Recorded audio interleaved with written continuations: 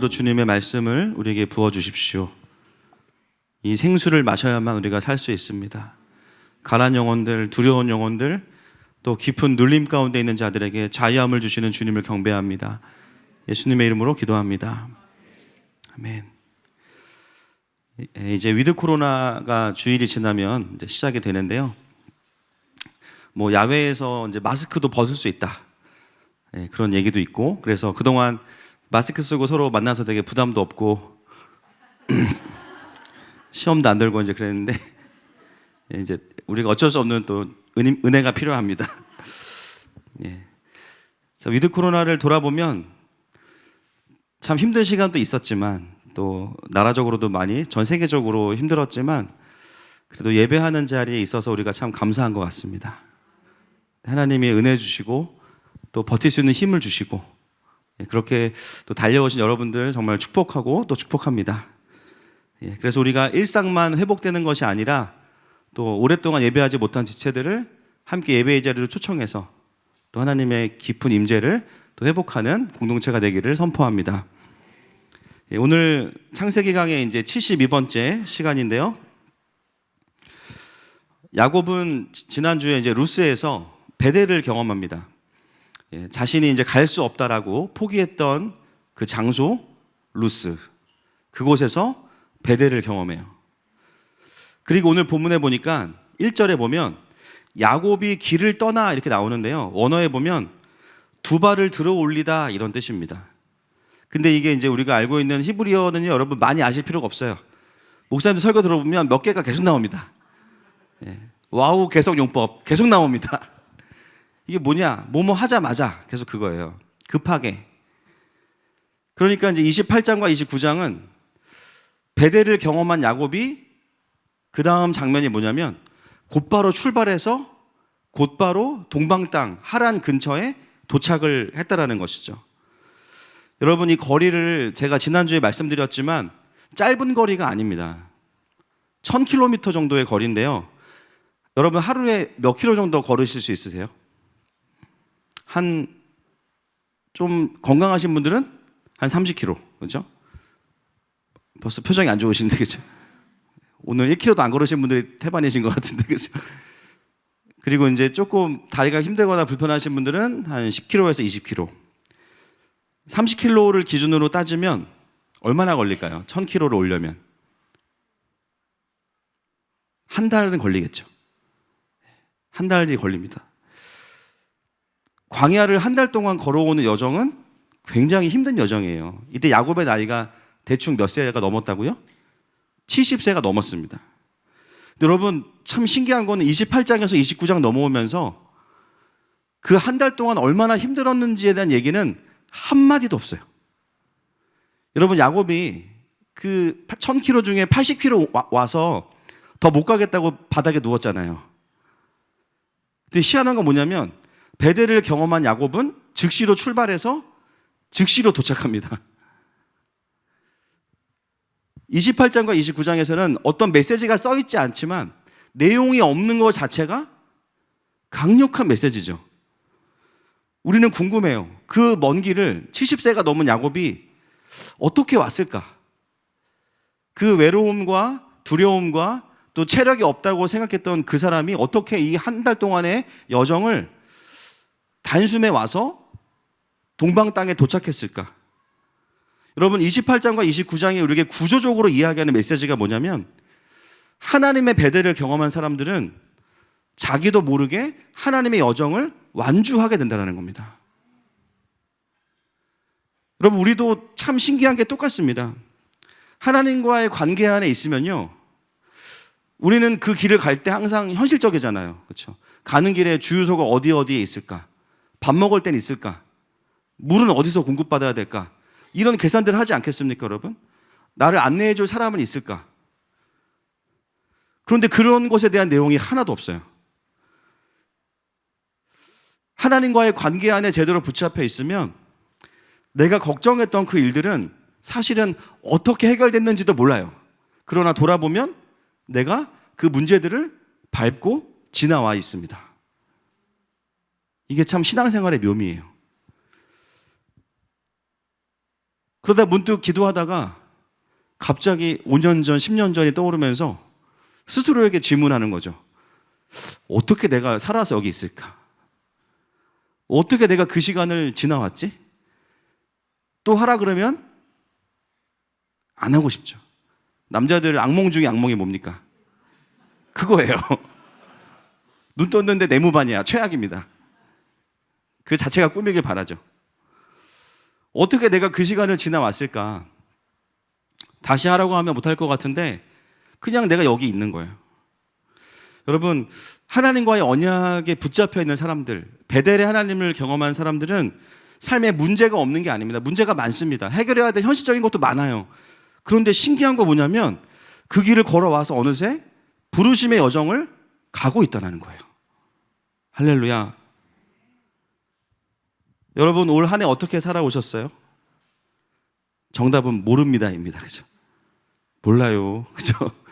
근데 신기한 거 뭐냐면 우리가 더 살아 있습니다. 할렐루야. 그것이 하나님의 은혜인 거죠. 지금까지 29장 0절을 했고요. 이제 1절을 들어가겠습니다. 1절과 2절 말씀 같이 읽겠습니다. 시작. 야곱이 길을 떠나 동방 사람의 땅에 이르러 본즉 들에 우물이 있고 그 곁에 양 세 떼가 누워 있으니 이는 목자들이 그 우물에서 양떼에게 물을 먹임이라. 큰 돌로 우물 아귀를 덮었다가 야곱이 드디어 이제 하란의 근처인 동방의 땅에 도착합니다. 그리고 2절에 보니까요, 본즉 이렇게 나오지만 원어를 정확히 표현하면 그리고 그가 보았다, 그리고 보라 이렇게 돼 있어요. 이렇게 본즉이 아니라 그리고 그가 보았다, 그리고 사람들에게 보라 이렇게 이야기해요. 이게 어떤 거냐면 기쁨의 환호성입니다. 기쁨의 탄성이에요. 그가 본 것이 무엇이냐면 우물이 있고요. 그 곁에 양떼들이 누워 있어요. 여러분, 그게 무엇을 의미할까요? 근처에 목자들이 있고 멀지 않아 하란이 있다는 것을 이야기하죠. 그 우물을 발견한 야곱은 기쁨의 탄성을 지릅니다. 여러분, 이 광야에서 제일 중요한 게 뭘까요? 물이에요. 광야에서 뭘 만나면 제일 기쁠까요? 우물이겠죠. 그리고 이 우물은 그 당시 어떤 역할을 했냐면 지금으로 따지면 이정표와 같아요. 내가 가는 길을 어디로 가고 있는지를 알려주는 것이 바로 또 우물입니다. 그 우물은 생명이면서 내가 갈 길을 알 수 있는 지도자 역할을 해줍니다.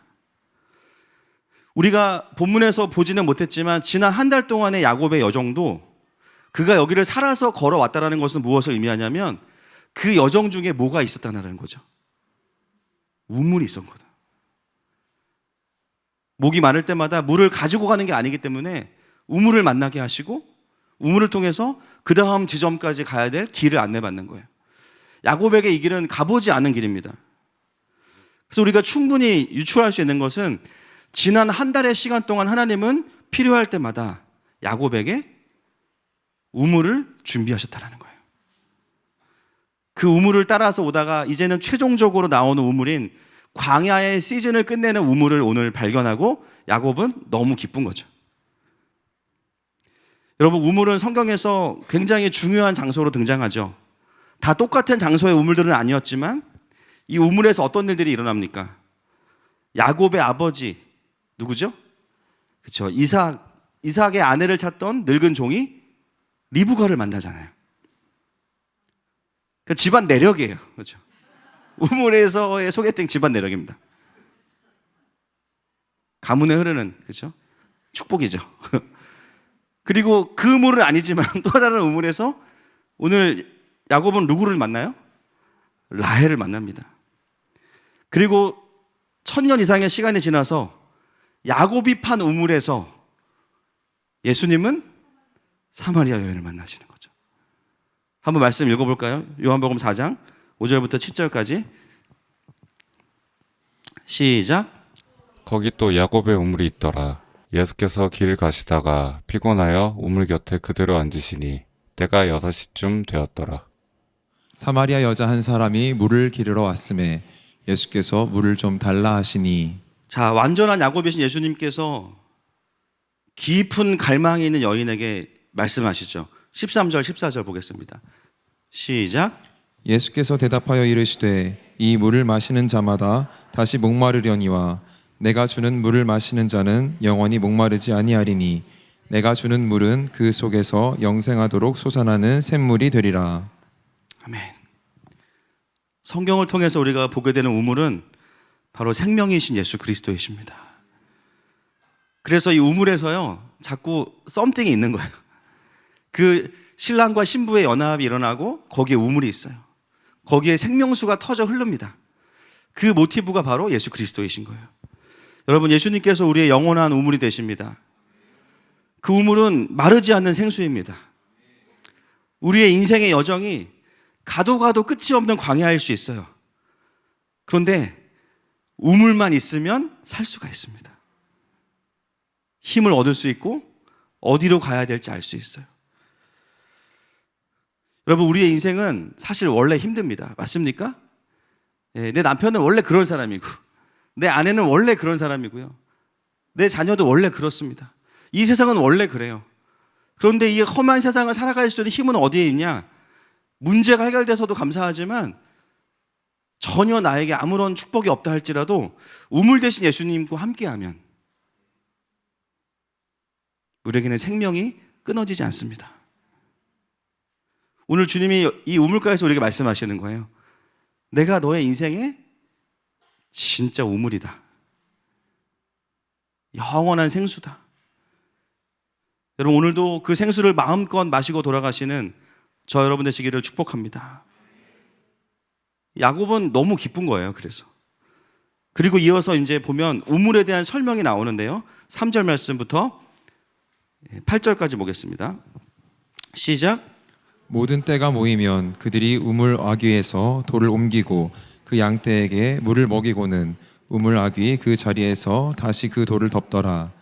야곱이 그들에게 이르되 내 형제여 어디서 왔느냐? 그들이 이르되 하란에서 왔노라. 야곱이 그들에게 이르되 너희가 나홀의 손자 라반을 아느냐? 그들이 이르되 아노라. 자, 여기까지 보겠습니다. 여러분, 갑자기요, 우물에 대한 설명을 좀 필요 이상으로 길게 합니다. 우리는 우물이 이렇게 궁금하진 않거든요. 사용법까지 알고 싶진 않아요. 그렇죠? 근데 이 갈 길 바쁜 성경에 왜 우물 얘기를 이렇게 길게 써놨나? 근데 이 우물에 대한 사용법을 보니까 알 수 있는 정보가 있죠. 이 우물은, 그 아귀에 덮여있는 우물은요, 그냥 단순한 돌 수준이 아니라 장정 3명이 옮겨야 옮길 수 있는 커다란 돌입니다. 그래서 뭐라 그래요? 3대 이상이 모여야만 돌 아귀로 옮겨서 물을 먹일 수 있다, 이렇게 이야기합니다. 그것은 뭐냐면 이 돌이 굉장히 무겁다는 이야기죠. 왜 굳이 이런 설명을 하는가? 자, 9절부터 11절 보겠습니다. 시작. 야곱이 그들과 말하는 동안에 라헬이 그의 아버지의 양과 함께 오니 그가 그의 양들을 치고 있었기 때문이더라. 야곱이 그의 외삼촌 라반의 딸 라헬과 그의 외삼촌의 양을 보고 나아가 우물 아귀에서 돌을 옮기고 외삼촌 라반의 양떼에게 물을 먹이고 그가 라헬에게 입 맞추고 소리내어 울며. 자, 여러분, 자, 보십시오.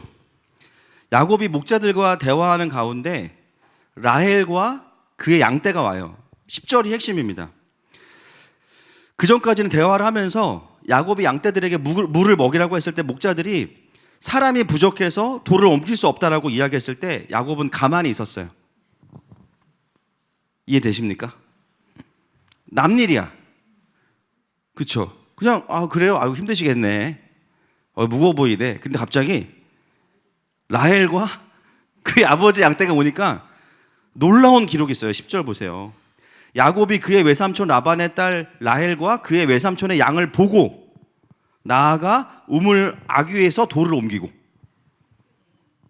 여기 보이십니까? 70세이시거든요 지금. 전철도 무료로 타시는 분이에요 이분이 지금.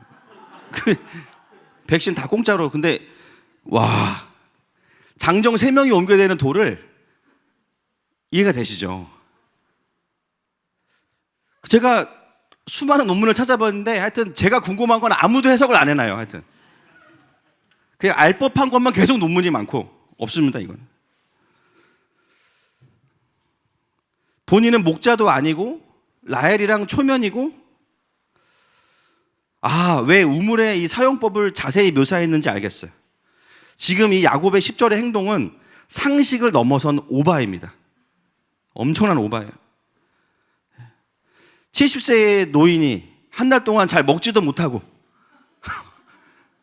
물만 먹고 왔는데 돌을 같이 옮겨줄 마음도 없었는데 라헬을 보더니 우리 수요일날 들었죠. 오빠가 해줄게. 가만히 있어. 오빠가 다 해. 오빠 운전이 취미야. 3시간씩 막 왕복하는. 그 큰 돌을 옮기고 심지어 라헬도 초면이고요. 양들도 초면이에요. 여러분 양들이 얼마나 낯을 가리는지 몰라요. 그러면 그 양들을 풀을 먹이려면 막 양들은 대면 하는데 막 강제로 끌어다가 물을 먹이는 거예요. 야, 물 먹어. 막 그러면서 막. 이 장면을 창세기는 빠르게 지나가는 게 아니라 굉장히 디테일하게 딱 클로즈업을 해가지고 이 변화의 내용들을 우리에게 보여주고 있습니다.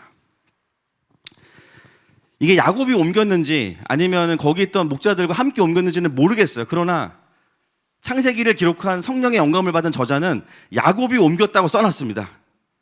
그러나 야곱이 주도한 건 맞는 거예요. 분명히 광야를 전진할 힘이 없다고 드러누웠던 사람이 라헬과 라반의 양떼를 보더니 즉각적으로 괴력을 발휘했다.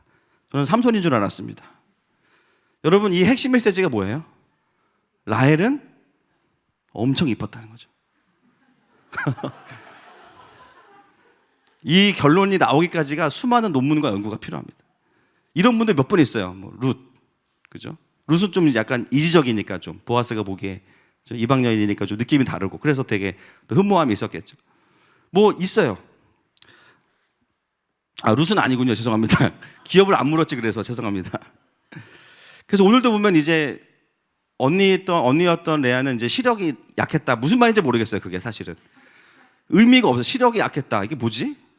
라헬은 이뻤다. 그러니까 안 이뻤다는 얘기를 하기에는 좀 미안하니까 어떻게 시력이 약했어. 라헬은 이제 겁나 이뻤어. 그리고 이제 리브가 그렇죠? 고모인가요? 리브가가? 리브가가 또 엄청 이쁘잖아요. 뜻이 올감인데 얼마나 이쁘면 올감이에요. 남자를 보면은 넌 내 거야. 그럼 끝나. 그러니까 그 집안이 굉장히 라반의 이름이 또 희다라는 뜻이거든요. 그러니까 얼마나 또 피부가 희어요. 그러니까 엄청 이쁜 거예요. 라헬은. 근데 엄청 이쁜데 더 대박은 뭐냐면 양떼가 오는데 한두 마리가 아니야. 재벌이야. 야곱이 이거는 하나님이 나를 진짜 사랑하시는구나. 야, 인생 한 방이지. 라헬과 그의 양떼를 보고 갑자기 새 힘 얻으리 주를 바랄 때. 근데 이 새 힘은 주님이 주신 것 같진 않아요. 제가 봤을 때는. 이쁜데 금수저. 와. 그러니까 이제 오빠로서의 그 도파민이 나오면서 새 힘이 이제 임하는 거죠. 오늘 본문이 이 야곱에게 일어나는 변화를 우리에게 굉장히 좀 디테일하게 보여주는 이유는 야곱은 여전히 눈에 보이는 것에 약한 사람이라는 거죠. 물론 모든 형제는 이 상황에 다 새 힘이 생깁니다. 우리가 다 야곱이에요. 회개합니다.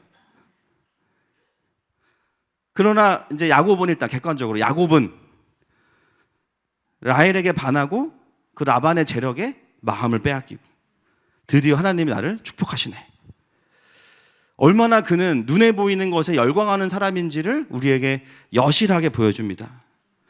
여러분 이 모습은요 참 슬프게도 곧 일어날 변화를 암시하고 있는 거예요. 벌써 한숨이 나오시죠? 자 계속해서 보겠습니다. 13절 말씀 보겠습니다. 시작. 라반이 그의 생질 야곱의 소식을 듣고 달려와서 그를 영접하여 안고 입맞추며 자기 집으로 인도하여 드리니 야곱이 자기의 모든 일을 라반에게 말하매. 자 야곱은 이제 라헬과 함께 돌아와서 그동안 있었던 일을 라반에게 이야기합니다. 그럼 이제 라반은 결혼을 도와줘야 되는데 다른 제안을 하죠. 14절부터 보겠습니다. 시작. 라반이 이르되 너는 참으로 내 혈육이로다 하였더라. 야곱이 한 달을 그와 함께 거주하더니 라반이 야곱에게 이르되 내가 비록 내 생질이나 어찌 그저 내 일을 하겠느냐. 내 품삯을 어떻게 할지 내게 말하라. 라반에게 두 딸이 있으니 언니의 이름은 레아요 아우의 이름은 라헬이라. 레아는 시력이 약하고 라헬은 곱고 아리따우니 야곱이 라헬을 더 사랑함으로 대답하되 내가 외삼촌의 작은 딸 라헬을 위하여 외삼촌에게 7년을 섬기리이다. 아멘. 자, 라반이 보니까 야곱이 일을 한 달 동안 너무 잘하는 거예요. 이때는 누구든 일을 잘합니다. 그죠? 막 다 해. 새벽부터 일어나서 막 청소하고 밥 먹으면 벌써 접시가 사라졌어. 다 설거지 다 했어요. 그죠? 굳은 일 다 하고. 그러니까 이제 라반이 마음에 드는 거예요. 그러면서 희한한 계약이 성취가 되는데 7년을 일하기로 하고 후불제로 이제 라헬과 이제 결혼을 약속해요. 여러분 형제 중에 이거 가능하시면 손 들어보실래요? 저는 가능합니다. 자, 손 들어보세요. 아, 됐습니다. 저밖에 없어요. 자, 됐습니다. 저는 오빠가 아니지만 가능합니다.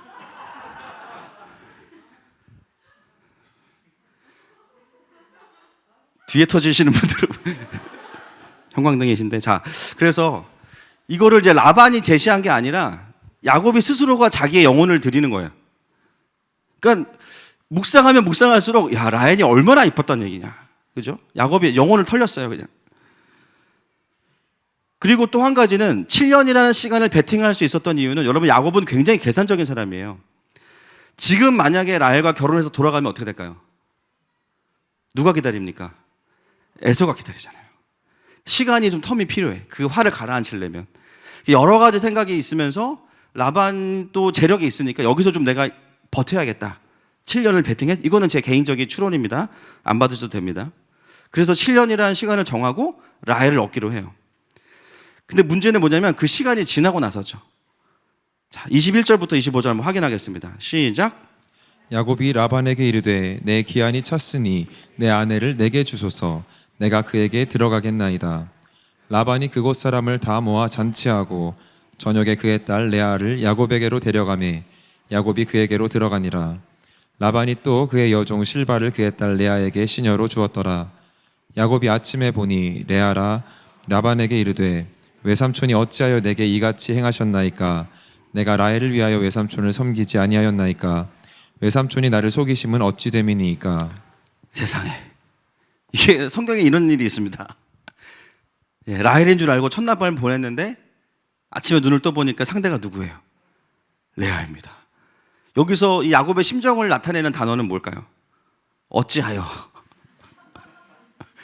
어찌하여입니다. 어찌하여 이런 일이. 당연히 라반에게 항의를 하죠. 이때 야곱의 입을 통해서 나오는 말이 오늘 29장 전체의 핵심 메시지예요. 외삼촌이 나를 속이심이 어찌 미니까. 여러분, 이게 핵심이에요. 이 부분입니다. 야곱의 계획은 7년 정도를 있다가 라헬을 데리고 돌아가는 거예요. 그 정도면 충분히 얻을 것을 얻는 거예요. 그런데 놀랍게도 변수가 생겼는데 라반이 야곱인 자신을 속인 거죠. 뭐 이유는 있습니다. 첫째가 둘째가 먼저 가는 게 그 지방에서는 있을 수 없는 일이라고 하니까. 근데 말을 하고 진행을 했어야 되는데 속인 거잖아요. 여러분, 여기서 우리가 보게 되는 것은 뭐냐면 늘 속이고 움켜쥐고 빼앗던 야곱이 반대의 입장이 된 거죠. 본인이 속임을 당하고 얻고 싶은 것을 얻지 못한 상황이 된 겁니다. 근데 방법도 너무 희한해요. 동생을 원했는데 첫째를 얻게 됐고요. 여러분, 이 수법 어디서 많이 보시지 않았어요? 뭔가 순서가 좀 이게 전문용어로 아리까리라고 하는데, 그죠? 본인이 썼던 방법이에요. 형인 척하고 축복을 뺏어왔는데 놀랍게도 하란 땅에서 동생을 원했는데 첫째를 얻게 된 거예요. 이 수법이 굉장히 묘하게 겹쳐집니다. 그래서 창세기를 읽는 독자들로 하여금 자연스럽게 야곱이 형 에서를 속였던 그 장면과 오버랩되도록 기록을 해놓은 거예요. 속이고 빼앗은 야곱이 이번엔 속임을 당하고 빼앗기는 삶을 경험하는 것.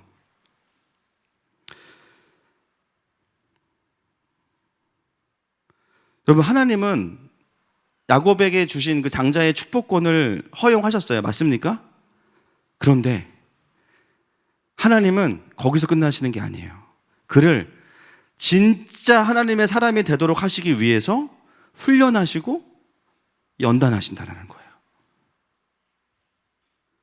그 훈련의 방법 중에 하나가 뭐냐? 경험을 통해서 깨닫게 하시는 부분이 있어요. 경험해 봐야지만 알 수 있는 것들이 있어요. 여러분, 우리가 하나님께 훈련받아야 되는 포인트, 훈련 포인트 또는 연단 포인트가 두 가지가 있습니다. 첫 번째가 뭐냐면 연약함입니다. 연약함. 여러분, 우리가 주님을 만나고 하나님의 구원받은 백성임에도 불구하고 우리에게 뭐가 있냐면 연약함이 있어요.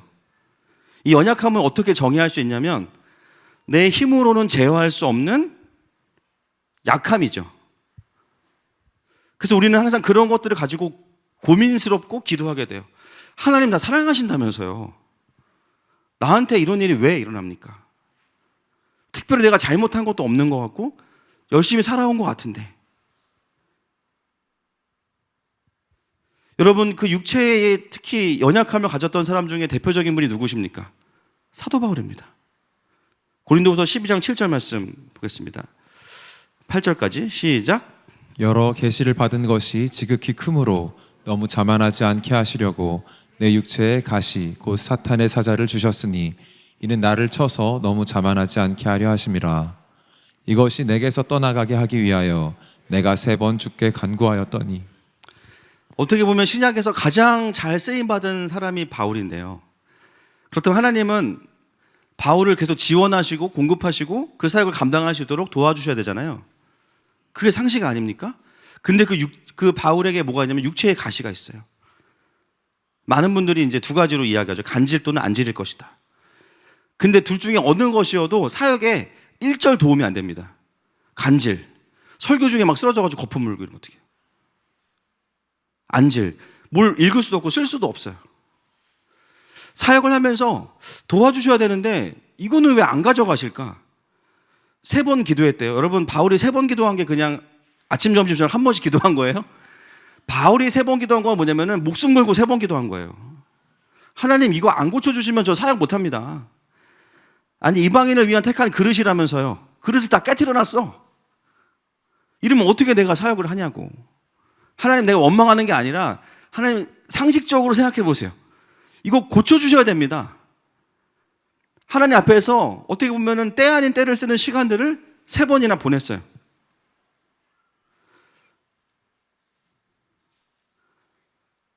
그 누구보다 강력한 복음의 메신저였던 사도 바울이 아이러니하게도 육체에 가시가 있었던 거죠. 그때 하나님께서 그 바울의 기도에 뭐라고 응답하십니까? 고린도후서 12장 9절 말씀, 우리가 잘 아는 말씀인데요. 같이 읽겠습니다. 시작. 나에게 이르시기를 내 은혜가 내게 족하도다. 이는 내 능력이 약한 데서 온전하여짐이라 하신지라.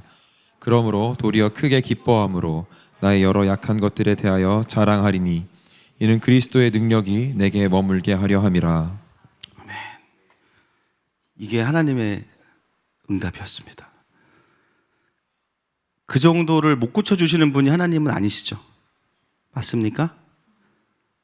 얼마든지 고쳐주실 수 있으시고 누구보다 그 아파하는 바울을 향해서 긍휼한 마음을 가지신 분이 바로 하나님이세요. 근데 하나님 그에게 그 육체의 가시를 준 이유는 무엇이었냐면 이는 내 능력이 약한 데서 온전하여짐이라. 바울이 뭐라 하냐면 그러므로 도리어 크게 기뻐함으로 나의 여러 약한 것들에 대하여 자랑하리니 이는 그리스도의 능력이 내게 머물게 하려 함이라. 여러분, 하나님의 자녀로 구원받고 이 땅을 살아가는 우리의 인생의 여정 속에 우리가 다루어 받아야 될 것 중에 하나가 뭐냐면 내 안에 있는 연약함이에요. 근데 그 연약함을 어떻게 우리가 바라볼 것이냐? 어떤 것은 고쳐주실 때도 있지만 어떤 것은 꽤 오래 갈 때가 있어요. 그때 우리가 돌아와야 될 지점이 바로 여기입니다. 이 연약함은 그냥 나의 힘듦이 아니라 그것은 하나님의 전능하심이 드러나는 통로구나. 내가 자고할 수 없도록, 내가 교만할 수 없도록 나의 어떠함이 아니라 하나님께서 하신다라는 것을 나에게 말씀하시는 통로구나. 그래서 그 연약함을 볼 때마다 하나님을 의지하고 하나님의 능력으로 사역하는 것에 대해서 다시 보게 되는 거예요. 그리고 사도 바울은 누구보다 강력한 사람이기 때문에 가장 취약한 부분이 뭐냐면 연약한 자들을 돌아보는 것입니다. 지금 달려야 되는데 마가 같은 애들 막 따라오고 막. 바울이 보기에는 사람도 아닐 거예요. 그죠? 선교 여행을 오지를 말든가 와가지고 여자친구랑 카톡하고 있고 와이파이 찾아다 다니고 있고 이게 뭐 하는 짓이니? 짐 싸서 집에 가라. 너 필요 없다. 그러니까 마가가 왜 그런지에 대한 관심보다는 지금 내 일을 할 수 없는 거에 대한 열받음이 더 큰 사람이 이제 바울이잖아요.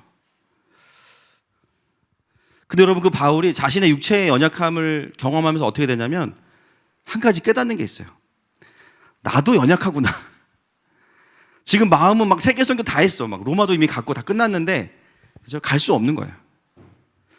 아, 나도 연약하구나. 그리고 연약한 자들이 있구나. 기다려주고 도와줘야 될 사람들이 있구나. 무조건 다 나랑 달려갈 수 있는 건 아니구나.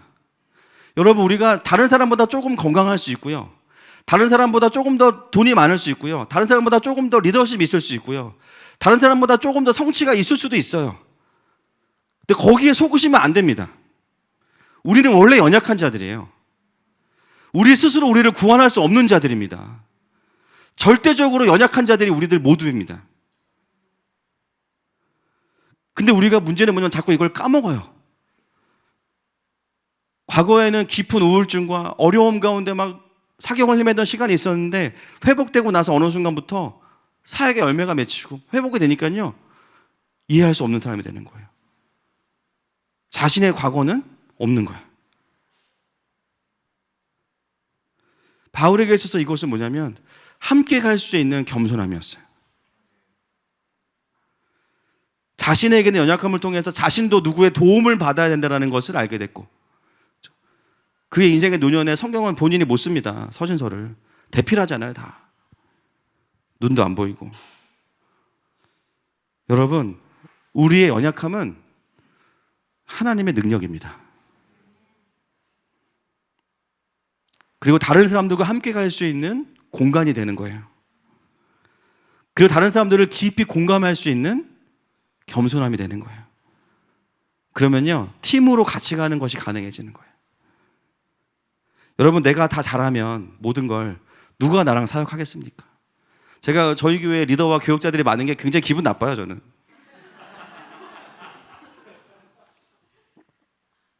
진짜 기분 나빠요. 얼마나 나를 못 믿으면 하나님께서 그냥. 또 왜 이렇게 많이 오셨어요 오늘 또? 누가 봐도 불안하고 누가 봐도 구멍이 뚫리다 못해서 블랙홀이야. 그죠? 막 오늘도 누구랑 얘기하고 잠깐 일어났는데 벤치에 핸드폰 놓고 가가지고 목사님 핸드폰 가지고 가셔야죠. 카드 다 있는데 거기에. 여러분 우리가 신앙생활을 하면서 첫 번째 다시 봐야 되는 것 우리의 연약함.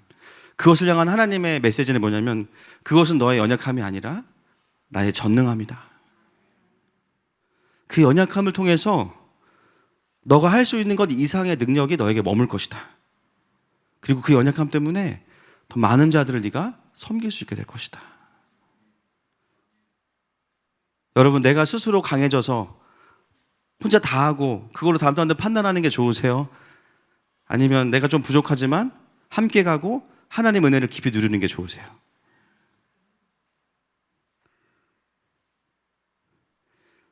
두 번째로 하나님 우리에게 다루시는 부분은 뭐냐면 따라하겠습니다. 연악함. 네, 연악함이 있습니다.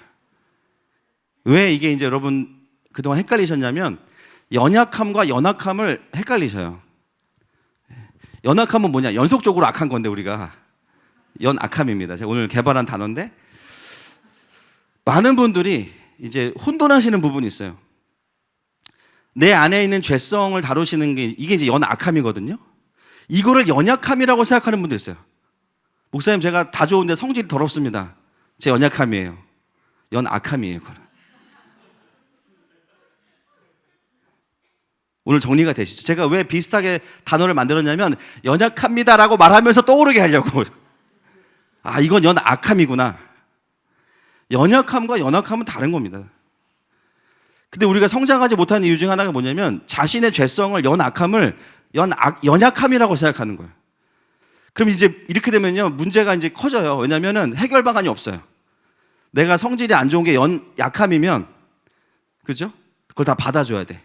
나는 계속 화내도 되고, 나는 계속 내 중심적으로 사역해도 되고, 그죠? 일방적이어도 되고, 이게 내 연약함이에요. 어떻게? 받아줘야지. 이게 뭐예요? 연약함이라는 말 뒤로 숨는 겁니다. 그래서 연약함과 연악함은 다른 거예요. 여러분, 우리 안에 있는 죄성은 반드시 성령님 안에서 복음 안에서의 자기 부인을 통해서 다룬받아야 되는 부분이지. 맞습니까? 연악함은 직면해야 되는 거예요. 그거는 사실은 깊이 회개하고 돌이키고 뿌리를 뽑아야 되는데, 연약함이라고 해버리면 그거는 아무도 터치할 수 없는 영역이 되고, 하나님도 오히려 그걸 내가 성질이 못되니까 주님 나와 함께 하시겠지, 그렇게 생각하는 분들이 있는 거죠. 여러분, 오늘 우리가 이 야곱을 보면서 하나님은 야곱의 어떤 부분을 다루고 계신 걸까요? 연약함이에요? 연악함이에요? 연악함이죠. 요거를 구분하셔야 됩니다.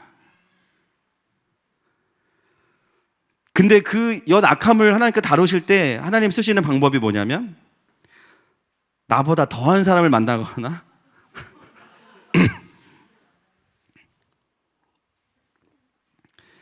내가 가진 그 죄성보다 더 센 사람 만나는 거예요. 야곱이 라반을 만났습니다. 야곱의 머리 꼭대기에 있어요. 마태복음 7장에 보면 뭐라 그래요? 비판을 받지 아니하거든 비판하지 말라. 너희의 비판하는 그 비판으로 너희가 비판을 받을 것이요, 너희의 헤아리는 그 헤아림으로 너희가 헤아림을 받을 것이니라. 여러분, 이게 뭐예요? 내 의에서 나오는 비판과 판단에 대해서 조심하라는 거, 그게 돌아온다라는 거예요. 자기한테 그 칼이. 내가 하나님의 긍휼과 하나님의 의를 심지 않고 나의 의를 심는 삶을 살아가면 결국 그것은 다른 사람을 통해서 돌아오든지 다른 열매를 통해서, 어둠의 열매를 통해서 나에게 돌아온다라는 거예요. 오늘 야곱을 통해서 우리에게 하나님 말씀하시는 게 뭐냐면, 비록 야곱이 하나님의 장자의 축복을 받았지만 그가 다 옳은 것은 아니야. 오히려 그 축복에 합당하도록 내가 나의 백성들과 나의 자녀들은 다루어 간다. 그게 바로 하나님이십니다. 구원도 받고 천국도 가요. 사명도 이루고 하나님이 보너스도 주세요. 할렐루야. 근데 뭐도 있냐면 직면과 훈련도 있어요. 연약함은 연약함대로 하나님이 함께 하시면서 격려하시죠. 인커리징, 위로하시고 격려하셔서 같이 사역하시고, 연악함은 다루시는 거예요. 그 다루시는 방법이 뭐냐? 세상 속의 또 다른 악을 통해서 마치 거칠은 면을 사포로 긁어서 부드럽게 만드는 것처럼 다른 사람들의 죄성을 통해서 경험하면서 나의 죄성을 보게 하시는 거예요. 그래서 우리가 뭘 깨닫냐면, 나의 인간적인 의로 인해서 고통받는 사람들의 고통을 반대로 겪으면서 내가 느끼는 겁니다.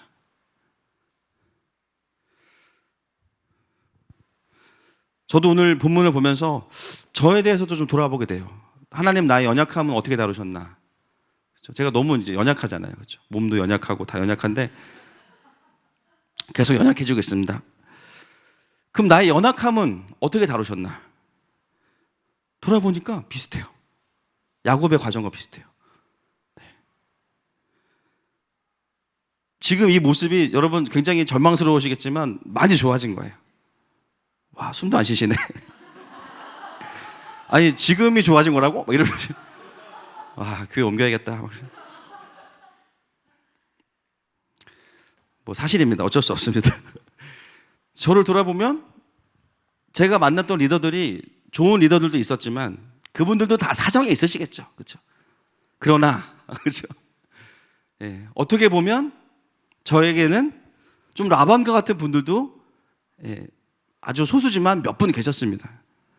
자기 의가 너무 강하고 아랫사람 누르고 소통하지 않고 비인격적이고 잡아 돌리고, 어떻게 보면 하늘마음교회를 하기 전까지 정말 압축해서 그런 시간들이 계속 있었어요.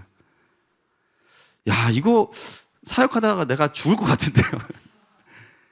와, 이거 너무, 이건 아닌 것 같은데 이게 맞나 싶을 정도로 막 너무 힘든 시간들이 있었어요. 처음에는 그냥 되게 힘들고 하나님에 대한 원망도 좀 있었고요. 이런 게 사역이면 내가 사역을 해야 될까? 막 이런 마음까지. 예배 사역하고 사람들은 살아나는데 나는 죽겠고, 전혀 리더와 소통할 수 없고, 기다려주지 않고, 잘하면 더 채찍질하고 못하면 또 혼나고 경쟁 붙이고. 여러분 다 그런 게 아닙니다. 네. 하나님 저를 축복하시기 위해서 그런 분들을 만나게 하신 거고, 그분들 지금 잘 사역하고 계세요. 네. 근데 제가 처음에는 그런 것들이 굉장히 이제 원망스러웠는데요, 어느 순간부터 뭘 보게 하셨냐면 그게 제 모습인 거예요. 저 또한 그 모습이 제 안에 많이 있었던 거예요. 제가 그게 다루어지지 않고 더 넓은 사역을 하거나 목회를 더 했다면 분명히 그 독들이 다른 많은 사람들한테 갔겠구나. 그분을 통해서 제 의가 깎여지는 시간들이 뭐 지금도 있고요.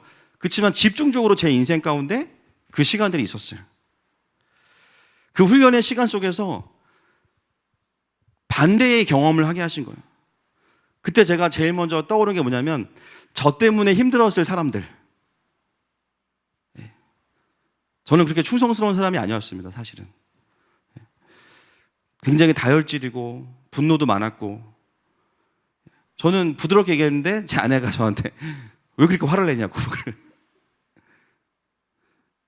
저는 그렇다고 생각 안 했는데 수많은 사람들이 막 떠올라요. 와, 나 때문에 힘들었을 사람들.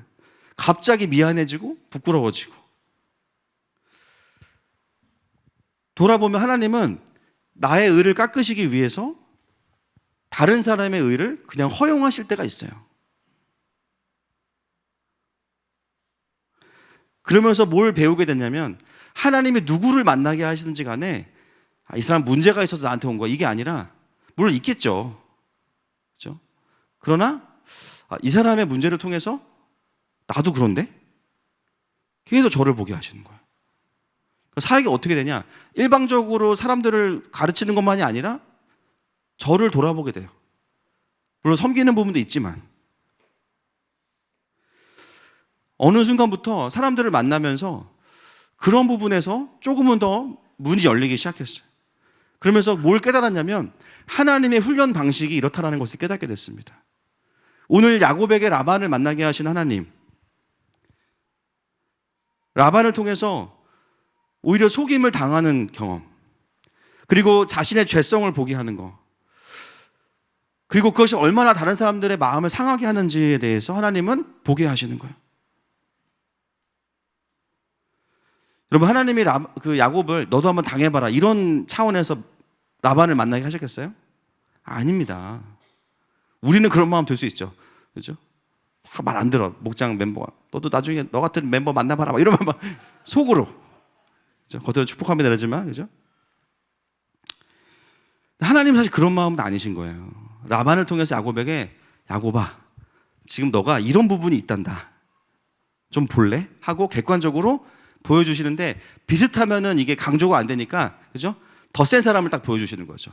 딱 보고, 아, 이거구나. 오늘 이 29장이 굉장히 긴 메시지지만 사실은 굉장히 중요한 사실 한 가지를 우리에게 던지고 있어요. 하나님은 하나님의 사람들을 축복하십니다. 할렐루야. 그러나 그 축복에 합당한 하나님의 자녀로 성장시켜 가시고 직면시키시고 훈련하시는 분도 하나님이세요. 그 존재가 세워지지 않고는 그 축복을 감당할 수가 없어요. 그 존재가 풀어지지 않고는 복의 근원이 되고 하나님 나라의 귀한 백성이 되는 그 믿음의 조상으로서의 계보를 이어갈 수가 없는 거예요. 축복을 주시는 분만 하나님이 아니십니다. 축복에 합당한 존재를 만들어주시는 분도 하나님이신데요, 이게 진짜 축복입니다. 하나님은 우리가 졸부가 되기를 원하지 않으세요. 진짜 하나님 나라의 거부가 되기를 원하시는 거죠. 돈이 많아서 거부가 아니라 존재가 하나님과 닮아가는 거예요.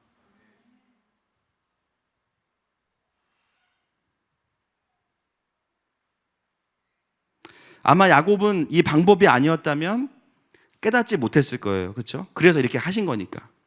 요리조리 피해가거나 도망가거나. 그래서 하나님 어떻게 하셨냐면 이쁜 라헬과 엄청난 재산으로 낚으신 겁니다.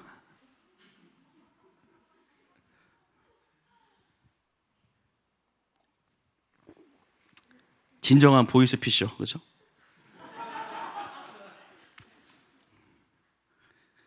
야곱의 인생에 있어서 가장 가성비가 떨어지는 시간이 이때입니다. 앞에 7년은 그래도 버틸 수 있어. 뒤에 7년은 뭐야 이거. 나중에 이제 이게 또 이제 어떻게 또 풀어지는지 보세요. 뒤에 7년은 그냥 봉사예요, 봉사. 그 7년을 견뎌야 되는 거예요, 이제. 목표가 없으면, 이득이 없으면 움직이지 않는 야곱인데 그냥 7년을 무명으로 섬겨야 되는 거예요, 그냥. 이름도 없이 빛도 없이. 완전히 낮아져서. 그 시간을 통해서 야곱은 에서가 겪었을 상실의 고통도 느껴보고 내 인생이 내 계산대로 안 되는구나. 내가 하고 싶은 대로 사라지는 게 이게 하나님의 뜻은 아니구나. 장자의 축복권이 백신 패스가 아니에요. 다 되는 게 아니에요. 나는 이제 무조건 내 삶이 잘 될 줄 알았는데 그건 아니었구나. 그것을 온몸으로 뼈저리게 느끼는 시간이 바로 이 시간입니다. 사랑하는 여러분, 하나님의 자녀들에게는요, 연단과 고난과 축복은 함께 가는 겁니다.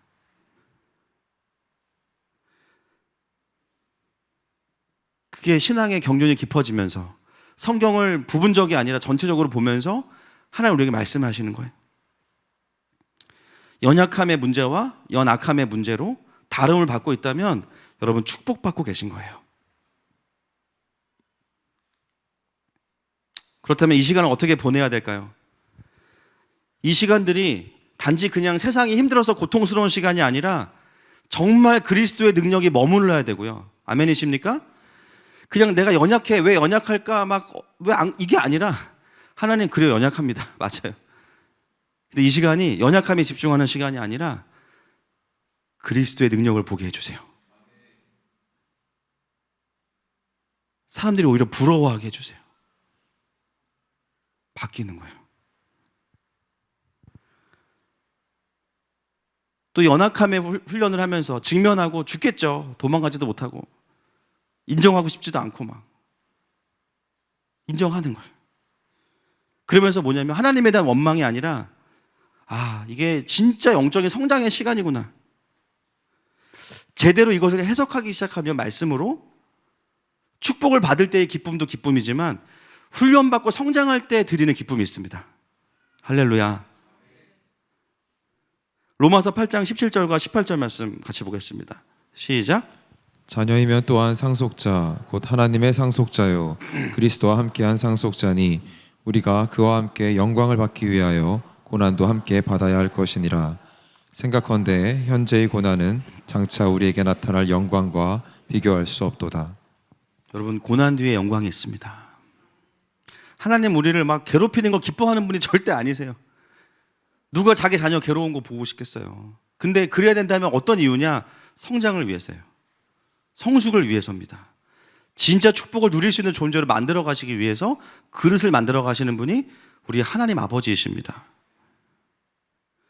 그래서 우리가 힘든 거와 연약함에 집중하는 게 아니라 이 뒤에 영광이 있고 지금 나에게 그리스도의 능력이 있구나. 그렇다면 우리는 이 훈련의 터널을 통과하면서 인내하고 주님의 영광을 보는 것에 집중해야겠죠. 그리고 하나님이 하실 것을 기대하는 것, 그걸 우리는 소망이라고 부릅니다. 그러면서 결론은 뭐냐면 하나님이 내 삶 가운데 하나님 하실 것을 기대하는 거예요.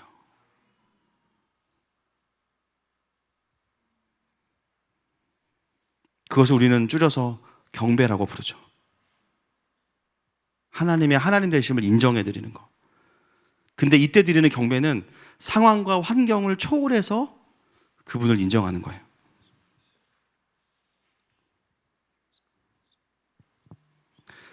고난과 시련 중에 우리가 할 수 있는 유일한 하나님을 향한 반응은 그 시간을 잘 순종하고 버티면서 포기하지 마시고 경배하는 겁니다. 근데 그 고난과 시련 중에 드리는 경배는요, 진짜 희한하게 그 시간 우리를 감싸요. 이렇게 직면도 괴롭고 다 괴로운데요, 우리를 감싸주시는 거예요. 이렇게 수술을 받는데 마취가 되는 거예요. 우리를 데려가시는 거예요. 이렇게 원수들은 마취 없이 들어옵니다. 깜빡이 안 켜고 싸가지 없이. 그렇죠? 하나님은 인격적으로 기쁨을 주시고 소망을 주시고 안내해 주시고, 이게 문제야, 이거 내가 고쳐줄 거야, 같이 가자. 그래서 그때 드리는 경배는 진짜 강력한 엔진이에요.